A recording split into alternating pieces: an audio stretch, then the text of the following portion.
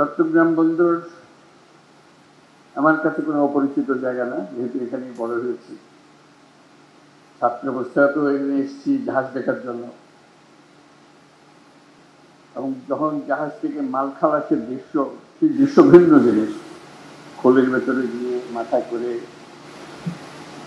বস্তা বস্তা উপরে ওঠাচ্ছে, তারপরে ক্রেন আসলো, ক্রেন দিয়ে পরবর্তী পর্যায়ে, সেই পর্যায় থেকে চট্টগ্রাম বন্দর আজকে বর্তমান পর্যায়ে এসছে। কিন্তু বরাবরই দুঃখ, এটার পরিবর্তন এত শ্লথ কেন? দুনিয়ার সব দিকে পাল্টে যাচ্ছে, আমাদের এখানে এটা পাল্টায় না কেন? এটা আজকের প্রশ্ন না।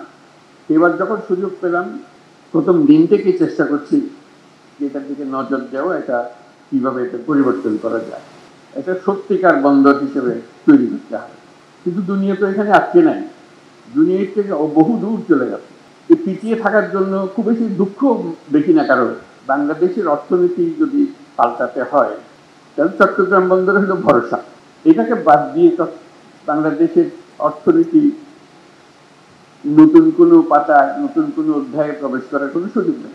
এই পথ না খুললে বাংলাদেশের অর্থনীতি যতই লাফালাফি, ততই ঝাপাঝাপি করো, কিছু হবে না। চট্টগ্রাম বন্দরটা হলো বাংলাদেশের অর্থনীতির হৃৎপিণ্ড। হৃৎপিণ্ড বাংলাদেশের জন্য না, আশেপাশের দেশগুলোর সঙ্গে সংযুক্ত। যে কারণে নেপালের কথা বললাম, ভুটানের কথা বললাম, সেভেন সিস্টার্সের কথা বললাম। দেশ জুড়ে তোলপাড় ওয়ালটন ফ্রিজ কিনে আপনিও হয়ে যেতে পারেন মিলেনিয়ার। সবার জন্য হৃৎপিণ্ড একটাই, নেপালের জন্য হৃৎপিণ্ডই নেই। কাজে আমাদের হৃৎপিণ্ড দিয়ে তাকে চালতে হবে।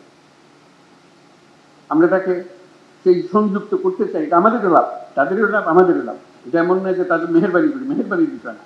আমরা চাই যে সবাই মিলে আমরা এই বন্দর থেকে এই সঞ্চালনটা পাই। মাঝে মাঝে প্রশ্ন শুনি যে বিদেশিকে দিয়ে দেওয়া হচ্ছে। আমাদের চিকিৎসা দরকার, তো এই হৃৎপিণ্ডের চিকিৎসার দরকার, তাহলে বিদেশি ডাক্তার আনতে হবে, তো উপায় নাই আমাদেরকে সবচেয়ে সেরা চিকিৎসক এটার পেছনে দিতে হবে, যাতে এই হৃৎপিণ্ড বিরাট আকারে আমাদের বানিয়ে দিতে পারে, কোনো সমস্যা যেন আমাদের না হয়। এই হৃৎপিণ্ড ক্রমাগত মজবুত হবে, ক্রমাগত শক্তিশালী হবে, ক্রমাগত বৃহত্তর হবে। এটা আমাদের লাভ। একটা লাভ হলো, এর পেছনে আমাদের কোনো টাকা পয়সা খরচ লাগছে না। তোমরা বানাও, তোমরা কাজ করো, রোজগার করো, এই মেয়াদের মধ্যে আমাদেরকে দিয়ে দিতে হবে, আমরা এক পয়সা খরচ করবো না। কাজে পয়সা বেঁচে গেল, কাজটা হয়ে গেল। ওরা হলো দুনিয়ার সেরা, যাদের কথা আমরা বলছি, যাদের সঙ্গে আমরা কাজ করছি, তারা হলো দুনিয়ার সেরা। কাজে তারা যখন একটা বন্দরের দায়িত্ব নেয়, তারা আমাদের মতো করে বানাবে না। তারা সেই পর্যায়ে বন্দর চালায় দুনিয়াতে, কারণ এটা তাদের বন্দর। লিজ যখন দিয়েছি, তারা যখন বানাচ্ছে, এটা তাদের বন্দর, তাদেরকে রোজগার করে টাকাটা উঠাতে হবে। তারা তাদের সেই প্রযুক্তি দিয়ে এটাকে বানাবে, তাদের অভিজ্ঞতা হবে, তাদের সেই সর্বশেষ প্রযুক্তি, সর্বশেষ অভিজ্ঞতা এখানে আনবে। আমাদের লাভ। তোমরা যন্ত্রটা বানিয়ে দিয়ে গেলে, আমরা এটাও চালাবো এখান থেকে, তোমাদের মেয়াদ যখন শেষ হয়ে যাবে। আমাদের টাকা লাগলো না, আমাদের অভিজ্ঞতা লাগলো না, তাদের অভিজ্ঞতা দিয়ে শুরু হলো। সবাই হা করে, আমাদের সব চাকরি চলে গেল। ওরা কি তাদের দেশ থেকে লোকজন নিয়ে আসবে, শ্রমিক নিয়ে আসবে যে চালানোর জন্য? ওরা তো তোমাদের এখান থেকে লোক নিয়ে যায় তাদের চালানোর জন্য।